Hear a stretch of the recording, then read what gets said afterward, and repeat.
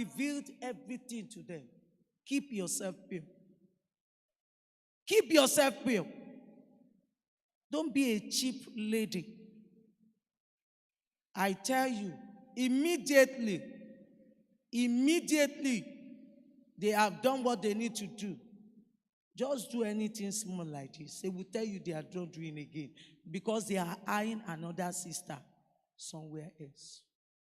God will help you, sisters. God is going to help you. I want you to be the police. No matter what, tell them. If they cannot wait, let them find their way. They will not use lessons. They will not use lessons. I've seen a lot of relationships destroyed because of this. They will not tell you the reason why they break up. But when I go and meet the sister, I say, please tell me the truth. Tell me one thing. It's only one thing I want to know. Have you slept together? I said, it was by mistake. It was, I said that ended it. It's because of that. But if you have kept yourself, you have preserved yourself, you will forever be relevant in the eyes of that man. You will forever. Don't let any man use you and dump you. I want you to be very, very wise. Don't let any man use you and dump you. Don't. You have to take a grip of that relationship and tell yourself, no sex before marriage. Because that's the will of God for us. Praise the living Jesus. Praise the living Jesus. From courtship, we move to marriage and family. From courtship, we now move to marriage and family. Marriage is the second most important thing in life after your salvation. It is not the place where you live because you can always change location. It is not your vocation because you can always change job. But marriage, family, it is difficult because it's not an easy thing to just say you want to come out from. It's not an easy thing.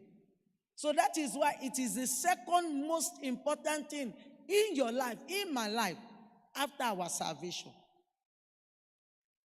Most of the time, it determines the course of our life. That is marriage.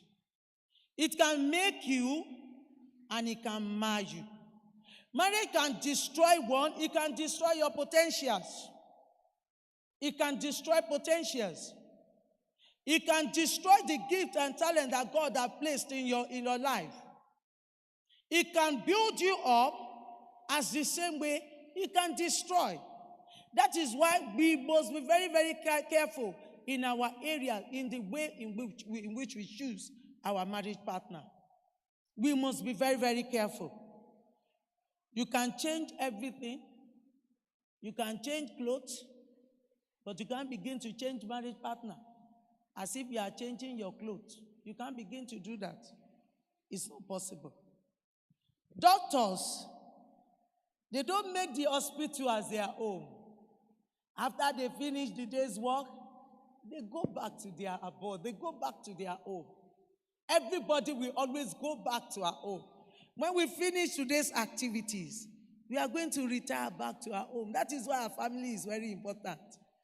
Our family, to me, is very, very important. When you take God, then take your family. Some of us, we have tiffle with our family. We have broken relationship with our family, our siblings, even our home. Some homes, they are weeping, they are crying because they are not together as a family. And it's because of what we have done to each other in the family. Today, I say we are looking at bonding in family bonding. That is what we are looking at. Family is the most important human institution. Most important human institution. Family is the building block of the society. Whatever you are seeing in families today or in the society is a reflection of what our families are. All the things you are seeing in the society is just a reflection to us about what is happening in our families, in our home. When there is a problem in a family and family values, the same problem will be seen in the society. The society is a reflection of each family. The family is the determinant success of each life and destiny. Family is a determinant success of your life and destiny. If that life is not well molded, that life may not be able to attain to destiny. If that life is not well nurtured, that life may not be able to be who God desired that life to be. That is why families are very, very important. Parents have been made custodians of children. They are to take care of these children because they are godly seed that God himself is expecting from every godly union. And what do we have today? Today we are having problems, series of problems, even seen in homes, in the life of children. If I begin to talk, they are countless. Husband that will pick cane and put at home, not for the children, but for the wife. Yes. A cane for the wife in the house. We have husband like that. Husband that have no regard for the woman they got married to. All these are what is bringing about the downfall of the society. These are all what is happening that is making the society to be like this. I always tell people, whatever you see that is happening, I say it's not from the school, it's from home. Whatever you see that is happening, because the home is the first school any child will attend. It is from the home they teach them most of the things they learn. It is from the home they teach most of the things that these children they are exhibiting. It is not from the school. By the time they get to the school, they begin to mingle. So you are bringing your bad influence. I am bringing my bad influence. She's bringing his own bad habit. And we now join a clique. And we now begin to terrorize the society.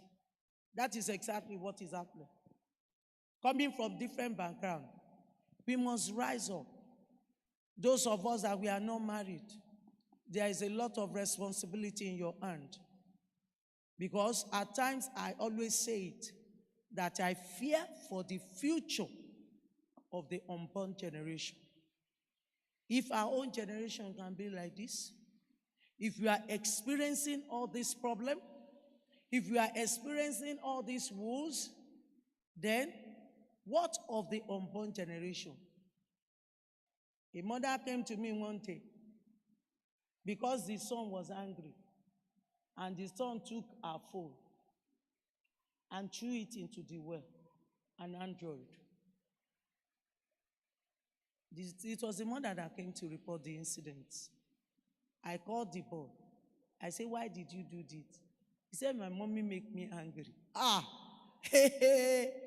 Mommy made you angry. And you now retaliated by doing that.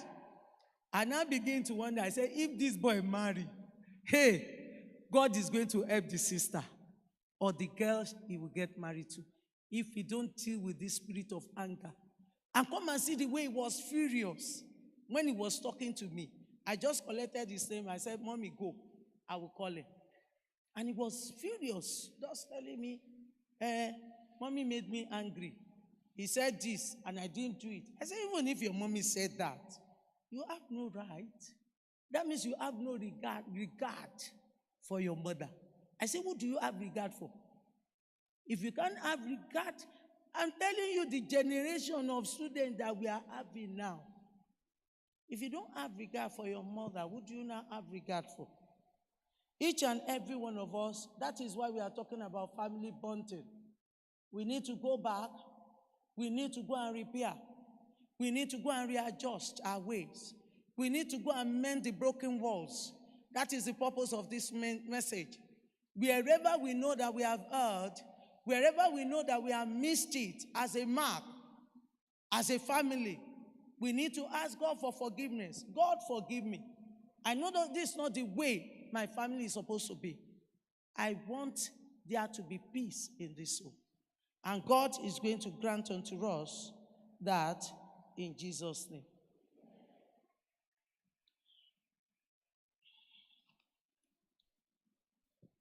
When we look at the book of Malachi, chapter 2, verse 15a. Can you put it on the screen? Malachi 2:15.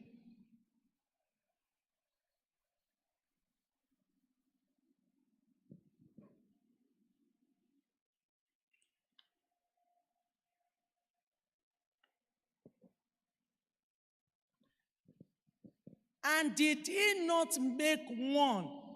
He's talking about the man and the wife. And did he not make one? Yet hath he the residue of the Spirit. And wherefore one, that he might seek a godly seed, therefore take heed to your spirit, and let none deal treacherously against the wife of his youth. Move to 14. 14, please. 14. Yet ye say, wherefore? Because the Lord had been a witness between thee and the wife of your youth, against whom thou art dealt treacherously, yet is she thy companion. Yet is she thy companion and the wife of thy covenant.